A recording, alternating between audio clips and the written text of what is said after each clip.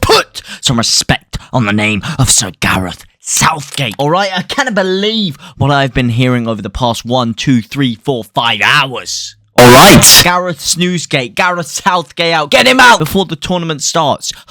You fat! You must be off your rocker. Off your rocker to even dare suggest such a criminalistic act. A criminalistic act as getting rid of Sir Gareth Southgate. Alright, Sir Gareth Southgate is the man. He is the one man who restored faith in the nation, that made people believe in this international team. Alright, he is the first guy that I have looked to as an England manager, and I thought, this guy is the dog's bollocks. This guy is the man that can take us all the way to the final.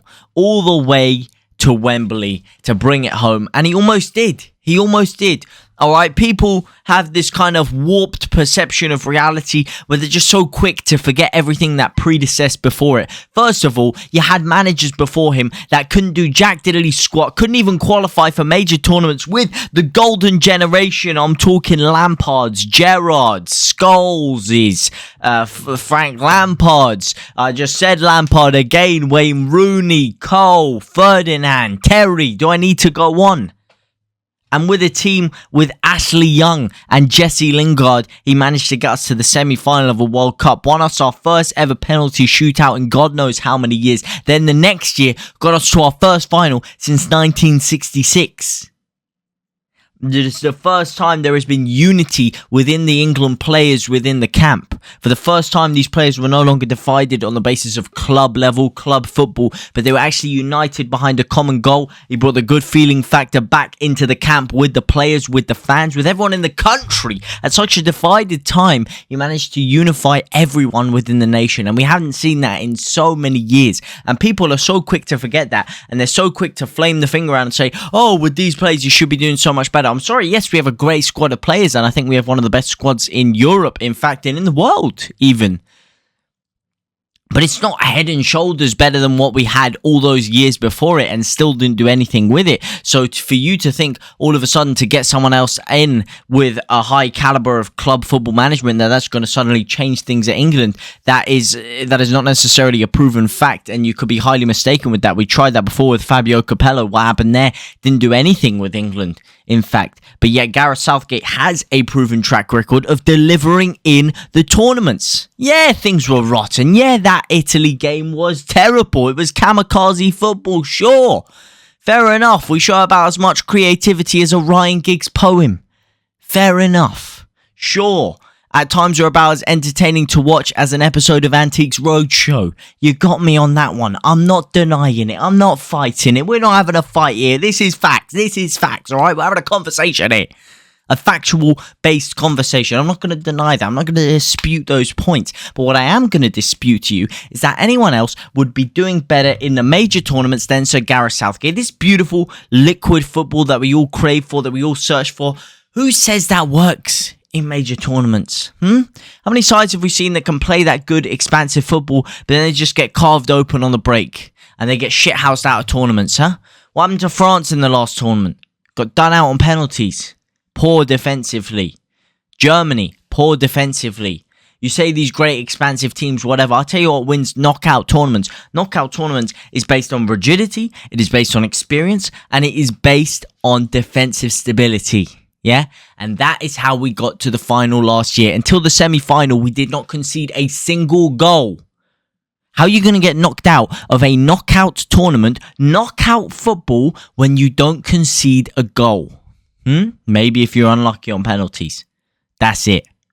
We didn't concede a goal. And if you don't concede a goal, chances are you're probably going to score at least one. You're probably going to score at least one within 120 minutes of football. And that is how we got to the final and lost on penalties, unfortunately. And then people are going to say, oh, you lost to an Italy side that didn't really even qualify for the World Cup. Okay, yeah, they didn't qualify for the World Cup. Absolute shocker, Hoona on their part. But there's still a side that months ago were lauded as being one of the best teams in Europe just only, 12, 14 months ago.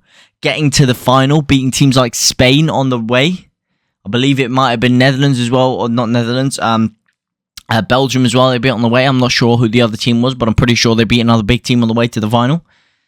You know, everyone was lauding this team then, but all of a sudden now they're terrible. Now this is the worst Italy team they've ever had. You can't really have both, can you? England could only beat who was in front of them in the major tournaments, and they've done it under Gareth Southgate. We have been phenomenal in these big tournaments under Southgate. Yeah, we stink. We've been stinking up the gaff right now. But what happened before the last tournament we played? That Euro tournament that we got to the final in. Oh, we stunk up the bed before then. We got a narrow 1-0 win. I had the teams earlier. I forgot even the teams that we played in that. I forgot the teams who even played in it. But it was a 1-0 win. I believe it was against Switzerland. And it was another 1-0 win against like Austria on the way there. Two terrible performances, really. They were absolute snooze fests of games. You know what? I'm going to get them up here for you right now. Romania and Austria. 2-1-0 snooze fests that we managed to crawl our way through. Narrowly beating Poland 2-1 in the qualifiers just weeks before that as well. And we were playing terrible and everyone was saying, oh, going in like this, we're going to stink up the gaff in the tournament. And what happened? We turned up when we needed to, which is the complete opposite of what we were doing before, where we were smacking everyone playing this beautiful liquid football before the tournaments, winning 7-8-0 every single game. Got to the major tournament. What happened? We were nowhere to be seen. We absolutely stunk up the gaff and ended up getting knocked out in the group stages with some of them. Getting knocked out by Iceland in the first leg of the knockout stages, right? We have had some hooners. Some goddamn hooners. And yes, you could say his team selection maybe isn't for everyone. Harry Maguire. Harry Maguire! Yeah? That's the first one that everyone looks to. For me, I'd put him in the squad. Yeah? Me and Gareth, me and Sir Gazza, we're outnumbered on this one. And you know what? Fair enough. I'll let you outnumber me. But I'll tell you why I put him in the squad. I put him in the squad because he has proven to Southgate and to the nation that in the big tournaments, when the pressure is really on, you're not going to have any more pressure than you are playing for England in a major tournament. The media scrutiny, the scrutiny of friends, fans, peers, every single person in the nation and in the world, the eyeballs are on you. You are never going to have more pressure than that. And just like when you see players go to Man United or these other clubs and they start stinking up the gaff because they can't deal with the pressure, that's even worse playing for England. And it's even worse playing for England in a major tournament. So players like Tomori, yeah, you know what? I think on the basis of club level, I think I'd put him definitely above Maguire and give him a bigger shot than that. But when you're talking about playing him in a tournament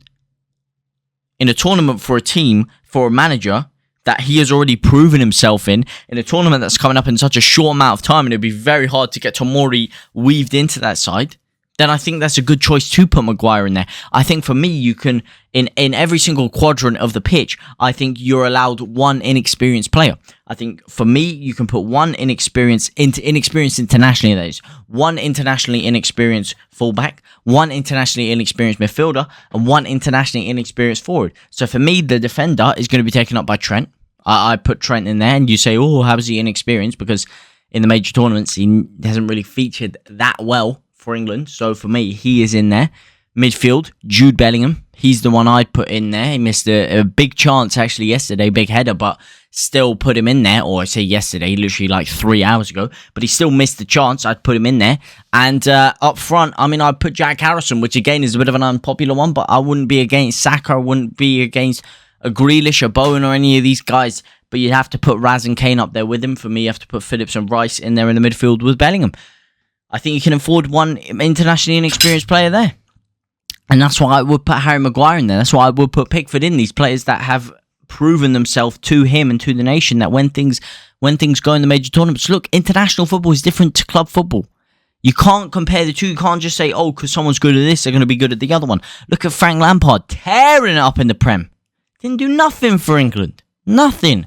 Wayne Rooney, 2 goals in major tournaments. Yeah? Serious dons. Okay, but when the pressure's on and the crunch match is coming for England, sometimes these players don't perform. Jordan Pickford, yeah, you may think, oh, Pope's better than him, Ramsdale's better than him, club. But international football in the major tournaments is different. Jordan Pickford has not stepped a foot wrong for England. Saved penalties in a World Cup, in a Euro final. Saved penalties in a World Cup round of 16 where we won the tournament. Or won the shootout, rather, and won the tournament, won the shootout. Made vital saves on the way there, keeping clean sheets, conceding 2 goals the entire Euro 2020 tournament. Yeah? These are serious dons when it comes to the major stage. So for me, I don't really have a problem with his squad selection. Yeah, I think there's a couple of players I'd rather have had Jack Harrison. I think he deserves to be in there personally, but I'll accept that. I'll bite my teeth on that, because Gareth Southgate for me has not put a foot wrong. And yes, you know what? Like I said, it's not the most beautiful football right now, but the major tournament is a different story. And when the pressure comes to it, he will deliver, and we will deliver, and he will win us the World Cup. I'm telling you. Just give him some faith. Give him some time. He's earned that. Come on. Everyone is so fickle in football. They're so quick to move on. One bad result. One bad performance. And they're calling for your head. This is players. This is managers. This is fans. This is everyone alike. One bad performance and everyone's calling for your head. The guy got us to a semi-final. Then a final. Narrowly losing out on penalties. Yeah, I don't think he chose the right penalty takers. Yeah, fair enough. But he still did it. He still performed better than any manager that's come before him. And you can't just turn around and say, oh, the squad. Managers that have come before him have had very, very good squads. Very good squads. And a lot of the stuff I was hearing before that World Cup, when we got to the semi-final, everyone's like, oh, we're not going to do anything with these bunch of players. Oh, compared to the golden generation and all the players that we had before him, these players are nothing. They're rubbish. But yeah, we still did it. And then once we do it, oh, he's got these great players. Oh, yeah. You can't pick and choose. You can't pick and choose what you have, what you want. Everyone's harsh. Give him a break. It's not good right now, but he deserves at least another major tournament. If you can honestly sit there with a straight face and tell me that Gareth Southgate does not deserve another tournament, then you are laughing. You are delusional, mate. You are crazy if you're telling me that he does not deserve another international tournament for what he has done for England. Then you, my friend, need to look in the mirror and seriously evaluate whether you are watching the beautiful game of football. Because in my book, when you take a nation that has underachieved for years, if for decades, and you get them to a semi-final, and then the final the next year, for me, you've done a good job. You've done an amicable job. So Gareth Southgate, you've got my backing, that's for sure. Let me know what you guys think about it all down in the comment section down below. What would you change if you're an England fan, if you're an England manager, if you are the England boardroom at the FA? What are you changing? Let me know down in the comment section down below. But, just have to get it out there, man. Seeing a lot of abuse for my boy Sir Gareth. Give him some backing. Come on, England. World Cup, 3 lines. It's coming home, brother. We're going to do it, I'm telling you. We're out of the Nations League. One less thing to worry about. Big tournament, World Cup. It's coming home, brother.